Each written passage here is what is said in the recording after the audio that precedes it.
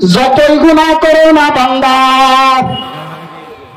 আমি রহমান, আমি রহিম, আমি আল্লাহ রহমান নামের কুদরত একটু দেখাইতে হয়, রহিম নামের কুদরত একটু দেখাইতে হয়। বান্দা জেনে নাও, হাজারো অপরাধ করার পর যখন অপরাধের কথা বুঝতে পাইরা আমি আল্লাহকে আল্লাহ বইলা একবার ডাক দিরা, আমি আল্লাহর রহমতের দরিয়া জোশে লেগে যায়। সুবহানাল্লাহ। আমি আল্লাহ থাকতে পারি না, কারণ তোমার বাবা মা তোমাকে যতটুকু মহব্বত করে, তোমার বাবা মা যতটুকু তোমাকে ভালোবাসে, তোমার বাবা মা তোমাকে যতটুকু আদর করে, তার সে লক্ষ লক্ষ কোটি কোটি হাজার হাজার হাজার হাজার লক্ষ লক্ষ কোটি কোটি গুণ বেশি মহব্বত করি, বেশি ভালোবাসি, বেশি আদর করি আমি আল্লাহ। চিৎকার মেরে বলেন সুবহানাল্লাহ। আল্লাহ বলেন বান্দারে, আমি আল্লাহকে ডাক দিছ, আমি আল্লাহ খুশি হয়ে গেছি, আমি আল্লাহ তোমার জীবনের গুনাহগুলো মাফ কইরা জান্নাতের মেহমান বানায় দিলাম। আমি আল্লাহ তোমার জন্য পুরস্কার হিসেবে একটা সন্তান দিয়া দিলাম। বলেন সুবহানাল্লাহ। আল্লাহ সন্তান দিয়া দিল, এত মহব্বতের সন্তান। কান্নাকাটি করার পরে এত মহব্বত কইরা মা জননী যখন আমাদেরকে গর্ভ ধারণ করে, কত কষ্ট সহ্য করে। মা জননী বসে থাকতে পারে না, মা জননী দাঁড়াইয়া থাকতে পারে না, মা জননী শুইয়া থাকতে পারে না, মা জননী কোনো কাজ করতে পারে না। তার ভালো লাগে না, তার কিরকম যেন লাগে, তার ভালো লাগে না। কোনো কিছু খাইতেও তার ভালো লাগে না, কোনো কিছু করতেও তার ভালো লাগে না। তবুও কষ্ট কইরা জিন্দেগি চালায়। 10 মাস 10 দিন আমাকে আপনাকে গর্ভে লালন করে আমার মা। সুবহানাল্লাহ। পরে কি না এত কষ্ট কইরা, এবং কি যখন আমাকে আপনাকে দুনিয়ার মুখ দেখাইবে, এমন সময় এমন একটা কষ্ট অনুভব হয়, মা জননী ডেকে ডেকে বলে, কে আছো গো, কে আছো আমার পাশে আসো, একটু বসো, আমার মাথায় হাত বোলায় দাও। আমার আর ভালো লাগে না, আমার আর ভালো লাগে না, আমার যেন কিরকম লাগতেছে, মনে হয় আমি দুনিয়াতে আর বেঁচে থাকবো না, আমার জানটা মনে হয় চলে যাচ্ছে, আমার কলিজাটা জ্বলে যাচ্ছে, আমি আর টিকে থাকতে পারতেছি না। আবার কেউ কেউ কষ্ট সহ্য না করতে পাইরা পড়শিকে ডেকে বলে, কে আসো গো, একটা দাঁড়ানো অস্ত্র নিয়ে আসো, একটা দাঁড়ানো ছুরি নিয়ে আসো, আমার দেহ থেকে আমার কল্লাটা কেটে ফেলে দাও, আমার আর কষ্ট সহ্য হয় না। ঠিক কিনা বলেন? এরকম কষ্ট অনুভব কইরা আমার আপনার মা আমাকে আপনাকে জন্ম দেয়। সেই মাকে যারা সন্তান হইয়া আঘাত দেয়, সেই মাকে যারা আমরা খেদমত করি না, সেই মাকে যারা আমরা গালি দেই, সেই মাকে যারা সুন্দরী স্ত্রীর জন্য, দুনিয়ার টাকা পয়সার জন্য, দুনিয়ার মোহে পড়িয়া মাকে আঘাত করি, যতই মোল্লা মুন্সি হও না কেন, যতই তুমি বড় হাজি সাহেব হও না কেন, মায়ের কলিজায় আঘাত দিয়া তুমি জান্নাতে যাইতে পারবা না। ঠিক কিনা বলে? মায়ের সেবা করো মুমিন, মায়ের সেবা কর, মা ছাড়া তোমার দুনিয়ায় আপন নাই যে আর কে হয়। মায়ের সেবা কর মুমিন, মায়ের সেবা কর। ঠিক কিনা বলেন? মায়ের সেবা করতে হবে। এই যে ওই দিকে আমার উদ্দেশ্য না আলোচনা, অর্থাৎ আমি বোঝানোর জন্য কথাগুলা বললাম। এত ত্যাগ স্বীকার কইরা, এত কষ্ট কইরা যে মা জননী আমাদেরকে জন্ম দিলেন, মৃত্যু ডেকে ডেকে বলতেছেন, এই যে মহব্বতের সন্তান প্রসব হওয়ার পরে, এত কষ্ট করার পরে মা জননী কষ্ট সহ্য কইরা তুমি সন্তানকে জন্ম দেওয়ার পরে গালে মুখে চুমো খাইয়া সমস্ত বেদনা যে মা জননী ভুইলা যাইয়া তোমাকে কোলে জড়াইয়া নিল, সেই মা জননীকে আমি মৃত্যু তোমার থেকে আলাদা করে দিই। আল্লাহু আকবার বলেন। আবার এত কষ্ট করে যে সন্তান মা জননী জন্ম দিল, সেই সন্তানকেও আলাদা করে দেয়, কবরে নিয়ে যায় কে? মৃত্যু। মৃত্যু বলে আমি সেই মাকে কবরে নিয়ে যাই, বাবা মাথার গাম পায়ে ফেলা, যেই বাবা তোমাকে মানুষ বানাইল, বাবা একদিন ভালো পোশাক পরে নাই, তোমার একটা ভালো পোশাক কিনা দিবে বলে, ভালো কিছু খায় নাই, তোমাকে ভালো কিছু খাওয়াইবে বলে, তোমাকে লেখাপড়া করার জন্য, তোমাকে লেখাপড়া শেখানোর জন্য বাবা কোনোদিন আরামে ঘুমও পারতে পারে নাই, সেই বাবাকে কবরে নিয়ে যায়, সেই বাবাকে তোমার সন্তান থেকে আলাদা করে দেই, সেই মৃত্যু আমি। ঠিক কিনা বলে? সেই মৃত্যু আমাদের থেকে বাবাকে আলাদা করে দেয়। এইরকম ভাবে পর্যায়ক্রমে বলতে থাকে, বোন থেকে ভাইকে আলাদা করে দেয়, স্বামী থেকে স্ত্রীকে আলাদা করে দেয়, মহব্বতের বন্ধু থেকে বন্ধুকে আলাদা করে দেয়। তার নাম কি বলেন? মৃত্যু। সে মৃত্যু থেকে পালানোর কোন পথ আছে? হ্যাঁ, মৃত্যু থেকে পালানো যাবে? মরণ থেকে যতই পালায় মরণ তোমার লইবে গিরি, যদিও সেটা পালাও তুমি আকাশ পানে লাগিও সিঁড়ি, যদিও সেটা পালাও তুমি আকাশ পানে লাগিও সিঁড়ি। ঠিক কিনা বলেন? মরণ থেকে পালানোর জন্য যদি আকাশ পানে সিঁড়ি লাগাইয়া আমরা পালাইতে চাই, আমরা পালাইতে পারবো না। মৌতু কাসিন কুল্লু নাফসিন শারাবু কবর বাইতুন কুল্লু নাফসিন দাখিলু, মৌতু কাসিন কুল্লু নাফসিন শারাবু কবর বাইতুন কুল্লু নাফসিন দাখিলু। আল্লাহু আকবার বলেন। মৌতের পেয়ালা সবাইকে চাটতে হবে, মৌতের পেয়ালা প্রত্যেককে পান করতে হবে, মৌতের সুদা প্রত্যেককে পান করতে হবে, আর কবর ঘরে প্রত্যেক মানুষকে যেতে হবে। ঠিক কিনা বলেন? এটা কার কথা? আল্লাহর কথা। মৃত্যু থেকে পালানোর কোন পথ নাই।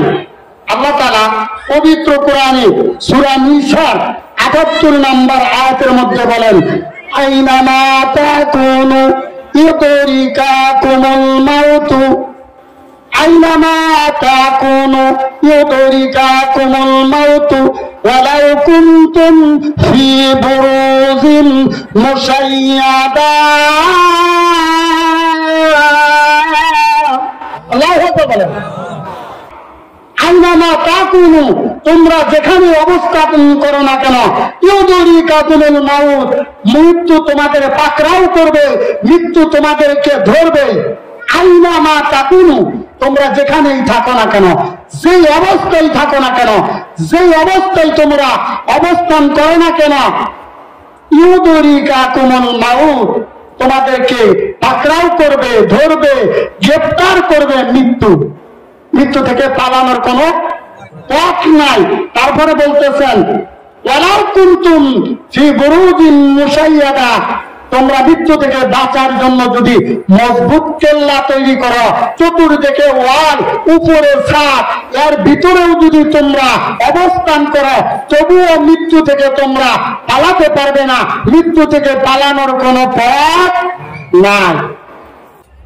এই জন্য মৃত্যুর ভয় অন্তরে ঢোকানোর দরকার আছে কিনা? হ্যাঁ, মুমিন হওয়ার দরকার আছে কিনা?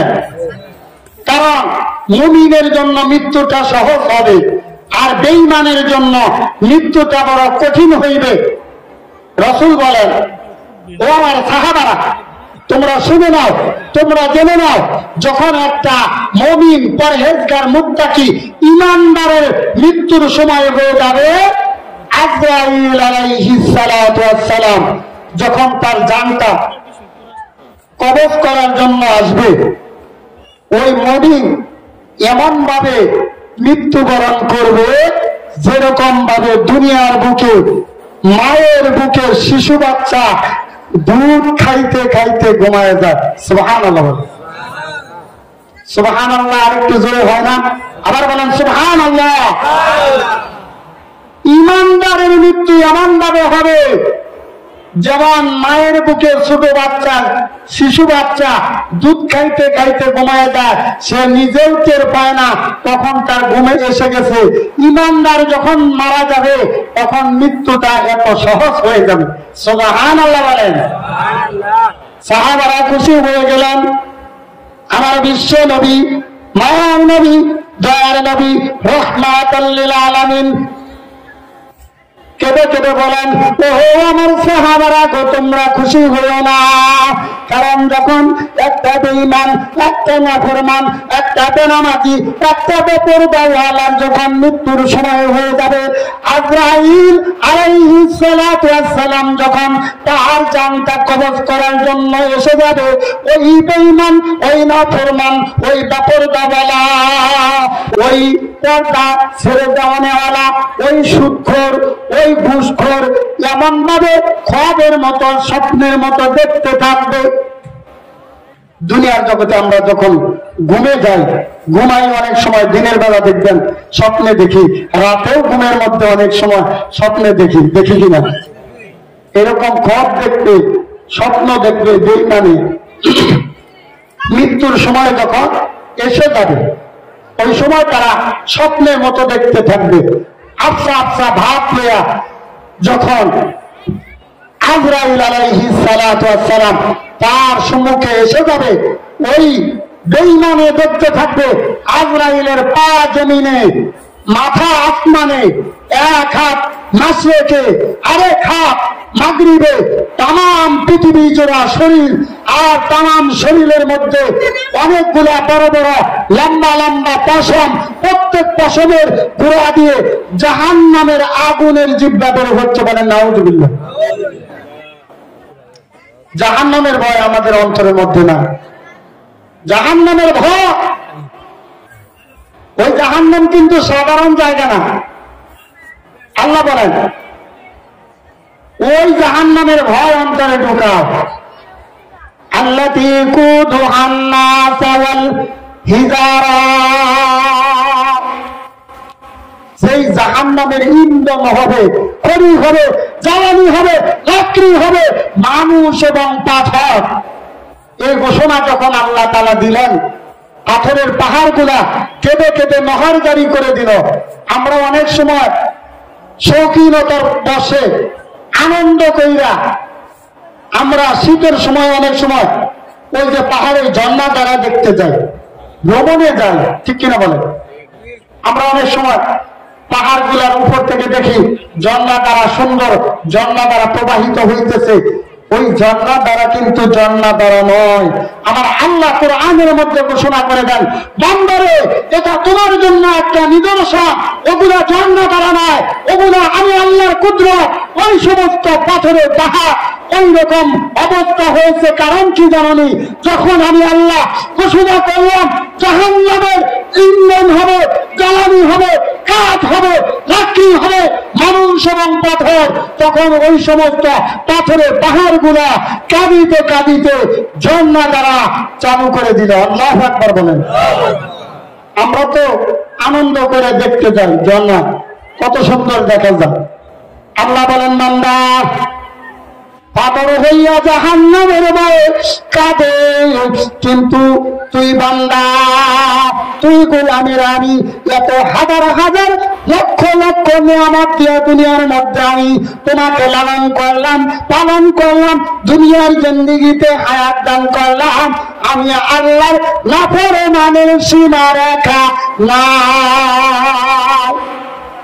ঠিক কিনা বলেন?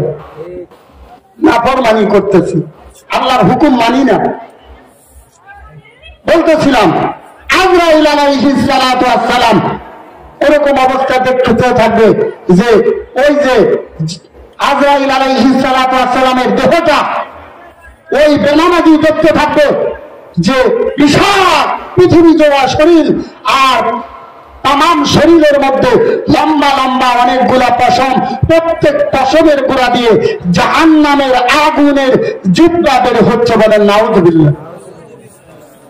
আর আজরাইল আলাইহিস সালাতু ওয়াস সালামের দুইটা বড় বড় নীল রঙের দিঘির মতো দুইটা চোখ, এই চোখ দিয়া যখন ওই বেঈমানের দিকে, ওই বেনামাজির দিকে, ওই বেপরদাওয়ালার দিকে তাকাইবে, তাকাইয়া চোখের ঘুরানি মারবে, ওই বেনামাজির রূহটা তখন কাঁপতে শুরু করে দিবে, ভয় পাবে, এমন তার ভয় লেগে যাবে, তার এত পানির পিপাসা লেগে যাবে, আজরাইল আলাইহিস সালাতু ওয়াস সালামকে দেখে তার এত তৃষ্ণা লেগে যাবে। বাবা, আমার কথা না, কোন মৌলবী মাওলানার কথা না, আল্লাহ তাআলা পবিত্র কোরআনের মধ্যে ঘোষণা করেছেন, রাসূলের হাদিস খুলে দেখেন, ওই বেনামাজির এত পানির পিপাসা লেগে যাবে, কিতাবের মধ্যে আছে, হাফতা দরিয়া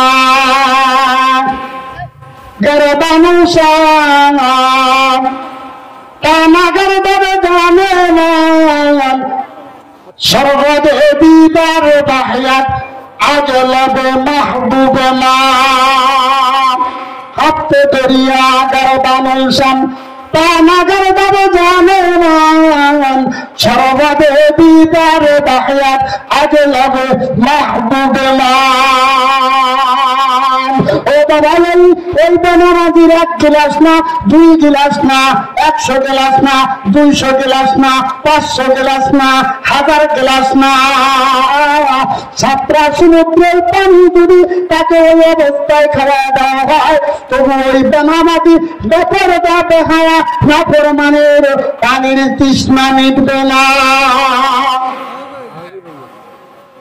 কি অবস্থা হয়ে গেল? ভয় লাগেনি? জাহান্নামের ভয় লাগেনি? জাহান্নামের দিকে যাওয়া যাবে? জাহান্নামের কাজ করা যাবে? জান্নাতের মেহমান হতে হবে, কারণ আল্লাহ আমাদেরকে দুনিয়াতে পাঠাইছেন জান্নাতের মেহমান হওয়ার জন্য। চিৎকার মাইরা বলেন সুবহানাল্লাহ। শুধু তাই না রে বাবা, আজরাইল আলাইহিস সালাতু ওয়াস সালাম হাত মেরে বলবে, আরে কবির, আজীবন মাওলার হুকুম আহকাম থেকে বেগে গেছে।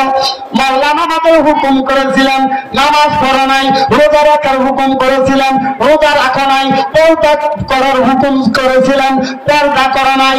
নিজের সন্তান, নিজের কন্যাকে রূপসী দেখানোর জন্য, নিজের স্ত্রীকে রূপসী দেখানোর জন্য যুবক অবস্থায় ভিআইপি পালসার মোটরসাইকেলের পিছনে তোমার স্ত্রী, সুন্দরী স্ত্রীকে বেপরদা হিসেবে বেপরদা বানাইয়া পিছনে বসাইয়া সারা এলাকায় চক্কর খাওয়াইছ। আমার স্ত্রী বড় সুন্দরী, ঠিক কিনা বলা? আজীবন বেপরদায় চলছ, আল্লাহর হুকুম মানো নাই, আল্লাহর হুকুম আহকাম থেকে বেগে গেছ, কারো কথা মানো নাই, মানুষের কাছ থেকে সুদ খাইছ, ঘুষ গ্রহণ করছ, ক্ষমতা দেখাইছ, পাওয়ার দেখাইছ, আমার সংবিধানের বিরোধিতা কইরা নিজেই নতুন সংবিধান চালু কইরা দুনিয়ার জগতের মধ্যে অরাজকতা সৃষ্টি করছ। আলেমদের কথা মানো নাই, আলেমরা যদি কোরআনের কথা বলছে কোরআনের বিরোধিতা করেছ, তাদের সাথে শত্রুতা করেছ, আজীবন মাওলার হুকুম থেকে বেগে গেছ। আজকে আর বেগে যাওয়ার জায়গা পাবি না।